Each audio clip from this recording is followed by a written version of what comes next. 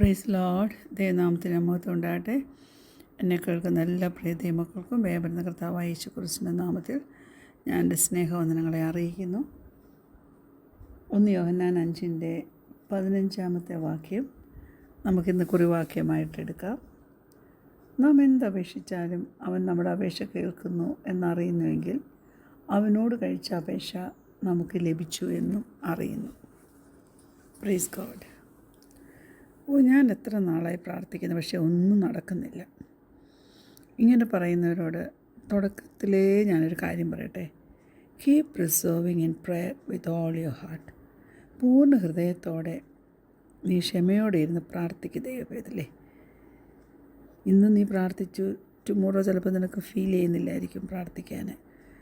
പക്ഷെങ്കിൽ ഒരു കാര്യം ഓർത്തോണം, something will change within you as God works on you. ദൈവം നിനക്ക് വേണ്ടി തീർച്ചയായിട്ടും പ്രവർത്തിക്കും. വളരെ ഈസിയായിട്ട് പ്രാർത്ഥിപ്പാൻ നിനക്ക് കഴിയണം. ദൈവം നമ്മുടെ ജീവിതത്തിൽ മിറക്കിൾ ചെയ്യുവാനായിട്ട് ഒരുക്കമുള്ളൊരു ദൈവമാണെന്ന് ഓർത്തുകൊള്ളണേ. ഞാനൊരു വാക്യം നിങ്ങളുടെ ശ്രദ്ധയിലേക്ക് കൊണ്ടുവരാനായിട്ട് ആഗ്രഹിക്കുന്നു. അപ്പോസ്തലപ്രവൃത്തി 17-ാം അധ്യായം അതിൻ്റെ 27-28 വാക്യങ്ങൾ. Acts chapter 17 verses 27 and 28. അവർ ദൈവത്തെ തപ്പി നോക്കി കണ്ടെത്തുമോ എന്ന് വെച്ച് അവനെ അന്വേഷിക്കേണ്ടതിന് തന്നെ അവൻ നമ്മിൽ ആർക്കും അകന്നിരിക്കുന്നവനല്ല താനും. അവനിലല്ലോ നാം ജീവിക്കുകയും ചരിക്കുകയും ചെയ്യുന്നത്. അങ്ങനെ നിങ്ങളുടെ കവിവരന്മാരിലും ചിലർ നാം അവൻ്റെ സന്താനമല്ലോ എന്ന് പറഞ്ഞിരിക്കുന്നു. ദൈവം നമ്മോടുകൂടെ ഉണ്ട് കേട്ടോ. Praise God. ഞാൻ ചോദിക്കട്ടെ, രാവിലെ എണ്ണീറ്റ ഉടനെ എന്തുവാ ചെയ്യുന്നത്? എന്തുവാ ഒരു ചലനം നിങ്ങൾക്ക് തന്നത്? എന്തുവാ നിങ്ങൾക്ക് ഒരു ഉന്മേഷം പകർന്ന് തന്നത്? ചിലപ്പോൾ കരിയർ വൈസ് കുറേ കാര്യങ്ങൾ നല്ലതായിട്ട് ചെയ്യാനായിട്ടുണ്ട്, അത് നിന്നെ മോട്ടിവേറ്റ് ചെയ്യുന്ന കാര്യമായിരിക്കാം. പക്ഷേ നിനക്ക് ഒരു വേദനയോ അസുഖമോ അസ്വസ്ഥതയോ ഒക്കെ ആണെങ്കിൽ ഞാൻ പറയട്ടെ, രാവിലെ ഒരു സ്റ്റാർട്ട് കിട്ടാനായിട്ട് ഒരു ഹാർഡ് ടൈമായിരിക്കും അത്, അല്ലേ? ഒരു ചിരി മുഖത്ത് വരുത്താനും എന്തൊരു പാടാണ്. എൻ്റെ പ്രിയപ്പെട്ടവരോട് ഞാൻ ചോദിക്കട്ടെ, പലപ്പോഴും നമ്മൾ ക്ഷീണിച്ചിരിക്കുമ്പോൾ, നാം തളർന്നിരിക്കുമ്പോൾ നമ്മുടെ മുഖത്തൊരു ചിരി വരുത്താൻ നമുക്ക് പാടല്ലേ? നമുക്ക് ചിരിക്കാൻ പാടാം, പിന്നെ മനുഷ്യരുടെ മുമ്പിൽ നാം ചിരി വരുത്തും, അല്ലേ? Where are you right now? എന്നെ കേൾക്കുന്ന ചിലരോട് ദൈവത്തിൻ്റെ പരിശുദ്ധാത്മാവ് വ്യക്തമായി ഇടപെടുക. Stretch, be aware of your body, breathe deeply in and out. എന്നിട്ട് മനസ്സിലാവുന്നില്ലേ, ഇതൊക്കെ ദൈവത്തിൻ്റെ സാന്നിധ്യം കൊണ്ടാണ് നിനക്ക് സാധിക്കുന്നതെന്ന്? Yes, exactly. അത് തീർച്ചയായിട്ടും നാം അറിഞ്ഞിരിക്കണം. ദൈവം നമ്മോട് കൂടെ തന്നെ ഉണ്ട്. നീ ചെയ്യുന്ന എല്ലാ കാര്യവും, അതുപോലെ നീ എങ്ങനെയായിരിക്കുന്നു എന്നുള്ളതുമെല്ലാം ദൈവത്തിൻ്റെ ദാനമാണ്.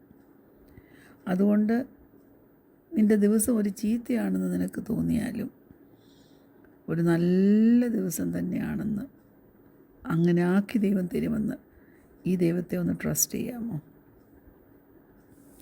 In good times and in bad times, God wants to show you His love.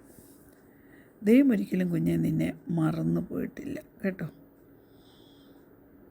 തന്നെയുമല്ല, ഈ സിറ്റുവേഷൻ, നിൻ്റെ ഈ നല്ല സിറ്റുവേഷൻ ആണെങ്കിലും നിൻ്റെ ഈ ബാഡ് സിറ്റുവേഷൻ ആണെങ്കിലും അവന് നിന്നെ കാണിക്കാൻ ആഗ്രഹിക്കുന്നൊരു കാര്യം, അവൻ നിന്നോട് കൂടെ ഉണ്ട്. He's right near you, dear child of God. ഓരോ ശ്വാസത്തിലും അവനുണ്ട് കേട്ടോ. നിൻ്റെ മൂക്കിൽ ജീവശ്വാസം ഊതിയത്, ആ ശ്വാസം തന്നതാരാ? ദൈവമല്ലേ? അത് ദൈവത്തിൻ്റെ ഒരു ഗിഫ്റ്റല്ലേ? അതുകൊണ്ട് ദൈവത്തെ ഒന്ന് സ്തുതിക്കാൻ തുടങ്ങിക്കേ. എന്നിട്ട് അവനോടൊന്ന് പറഞ്ഞേ, ദൈവമേ, ഞാൻ നിന്നിൽ വിശ്വസിക്കുന്നു. കുഞ്ഞെ, നീ ഒരു മിറക്കിൾ തന്നെ. അത് നീ സമ്മതിക്കുന്നുണ്ടോ? സമ്മതിച്ചേ പറ്റത്തുള്ളൂ. 1 കൊരിന്ത്യർ 9-ാം അധ്യായം അതിൻ്റെ 7-ാം വാക്യം. 1 Corinthians chapter 9 verse 27. 7-ാമത്തെ വാക്യമല്ല, 27-ാമത്തെ വാക്യം. 1 കൊരിന്ത്യർ 9:27. ആ വാക്യം ഇങ്ങനെ പറയുന്നു: ഞാൻ തന്നെ കൊള്ളരുതാത്തവനായി പോകാതിരിക്കേണ്ടതിന് എൻ്റെ ശരീരത്തെ ദണ്ഡിപ്പിച്ച് അടിമയാക്കുകയത്രേ ചെയ്യുന്നത്. എന്തൊരു ചലഞ്ചിങ് വേഴ്സ് അതല്ലേ. Praise God. അത് ബൈബിളിൽ നിന്ന് വായിക്കാൻ അത്ര പാടില്ല, പക്ഷേ അത് പ്രാക്ടീസ് ചെയ്യാൻ ഇച്ചിരി പാടാം അല്ലേ. ഹല്ലേലൂയ.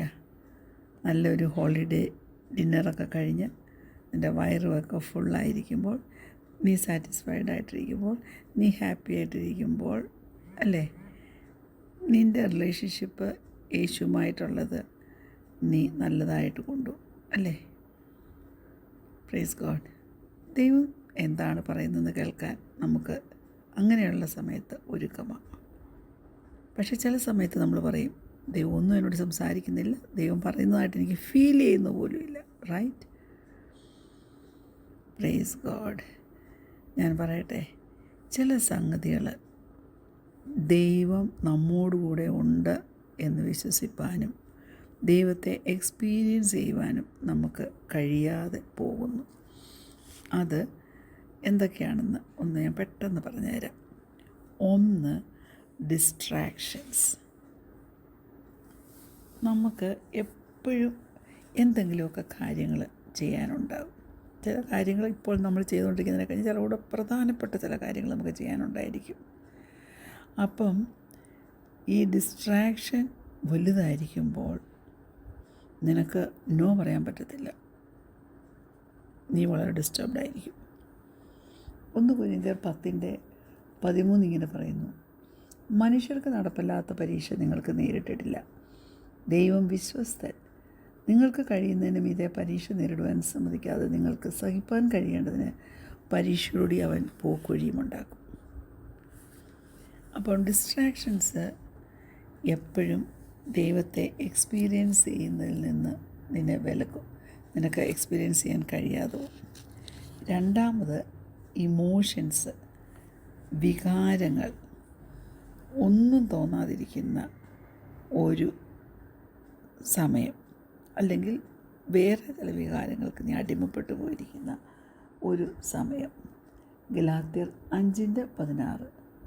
ആത്മാവിനെ അനുസരിച്ച് നടപ്പിൻ, എന്നാൽ നിങ്ങൾ ജഡത്തിൻ്റെ മോഹം നിവർത്തിക്കുകയില്ല എന്ന് ഞാൻ പറയുന്നു.